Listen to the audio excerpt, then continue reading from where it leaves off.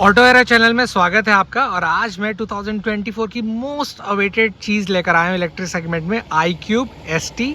कीमत कितना ज़्यादा अप हुआ है, नया कलर कॉम्बिनेशन क्या है, रेंज कितना दे रहा है और ये टच स्क्रीन जो दे रहा है वो कितने काम का है, मैं ऑल ओवर पूरा आपको समझाने की कोशिश करता हूँ।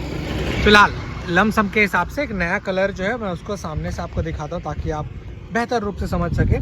तो ये देख रहे होंगे अभी प्रॉपर इलेक्ट्रिक कलर मैं इसे कह सकता हूँ, क्योंकि हल्का सा ब्लूइश डार्क में कुछ मिल जाता है जो कि अलग अलग पैटर्न है। जैसे यहीं पर आप देख रहे होंगे ना, तो एक अलग शेड का कलर लग रहा है, वहीं पर जो ये पोर्शन में जैसे छांव पड़ रहा है तो ये डार्क ब्लू दिख रहा है और ये कह सकते हैं थोड़ा सा बैगनी सब में। आप बताइएगा कौन सा आपको कलर ये समझ में आ रहा है। फिलहाल ST पे क्या क्या चेंजेस है वो दिखा देता हूँ स्टिकर्स में। एक यहाँ ST लिखा हुआ है, एक यहाँ लिखा हुआ है, सेम एज इट इज़ उस साइड भी आपको देखने मिल जाएगा। इसके अलावा ये है इसका सामने का DRL सेटअप जो आप ऑलरेडी वाकिफ़ है, जो एक अच्छा प्रीमियम लाइट देता है।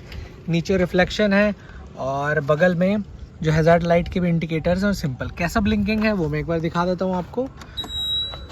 तो कुछ इस प्रकार का हैज़ार्ड लाइट जलने से दिखता है। अब मेन मुद्दे की बात करते हैं।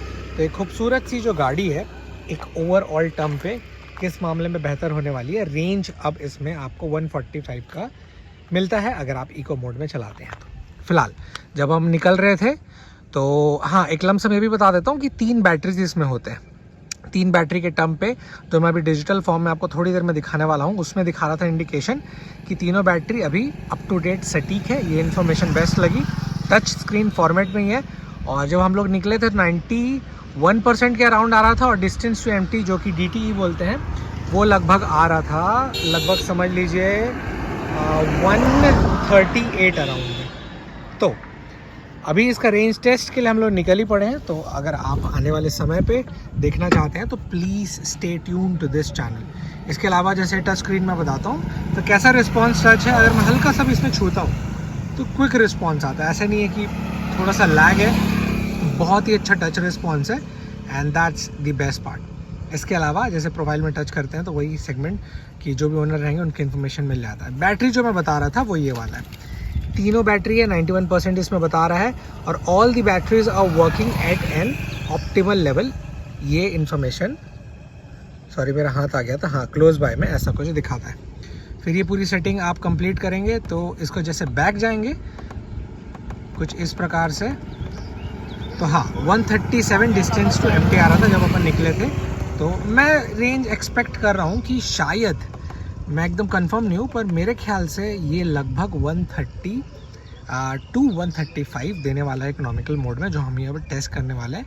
अगर इससे भी बेहतर रिजल्ट आता है मैं बताता हूँ, क्योंकि पिछला वाला जब हमने टेस्ट किया था उसका काफ़ी अच्छा रिजल्ट आया था। लेफ्ट साइड में कुछ इस प्रकार के आपको ऑप्शंस कंट्रोलिंग के मिल जाते हैं और राइट साइड में हैज़ार्ड जो आप ऑलरेडी वाकिफ़ है मोड टचअप के लिए, और कीज़ उसका ऐसे दिखता है। लेग स्पेस भी काफ़ी अच्छा है, जैसे मैं यहाँ पर पैर रखता हूँ, 9 नंबर का जूता मैं पहनता हूँ तो कुछ इस प्रकार से स्पेस भर रहा है। अब कुछ इसका टेक्निकल चीज़ भी बता देता हूँ, आप जानते हैं बट फिर भी एक थोड़ा बहुत आइडिया के लिए। और हाँ, जैसे उस साइड का मैं iQube का इलेक्ट्रिक ST दिखाया था, यहाँ भी वैसे ही आपको देखने मिल जाता है। इसके अलावा थोड़ा सा मैं बता देता हूँ, इसमें 3 पैक है बैटरी के जो आप समझ चुके थे। अब इसमें रेटेड वोल्टेज लगभग 52 वॉट का है और वहीं पर अगर मैं बात करूं कि इसके चार्जर स्पेसिफिकेशन की तो 950 वॉट का ऑफ बोर्ड चार्जर मिल जाता है। चार्जिंग टाइम लगभग समझ लीजिए 80% 4.5 आवर्स में वो आपको मिल जाएगा। Motor type of course BLDC के मोटर मिलते हैं। शुरुआत में थोड़ा सा अटक रहा था बट आई थिंक अभी तक कुछ ज़्यादा प्रॉब्लम नहीं आया है, तो इट्स गोइंग प्रिटी वेल। इसके अलावा मोटर आउटपुट पावर 3.0 का है और टॉर्क ऑफ कोर्स ये सब गाड़ियाँ टॉर्क ही बहुत होती है तो वो निकाल के देगा 33 Nm का। लेंथ से भी आप वाकिफ़ हैं पर फिर भी मैं एक बार बता दे रहा हूँ, इसका टोटल लेंथ पड़ता है 1805। विड्थ जो इसकी चौड़ाई है, सामने तरफ से मैं दिखा रहा हूँ तो काफ़ी चौड़ी गाड़ी है दूसरी इलेक्ट्रिक के कंपेयर में, तो 645 mm का इसमें विड्थ है। और हाइट बोलेंगे तो निचले पैमाने से अगर आप ऊपर तक गिनेंगे तो इसका हाइट लगभग मिलता है 1140 mm का।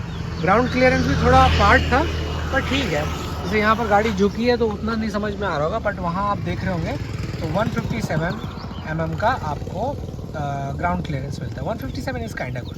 कर्व वेट टोटल है 129 kg का।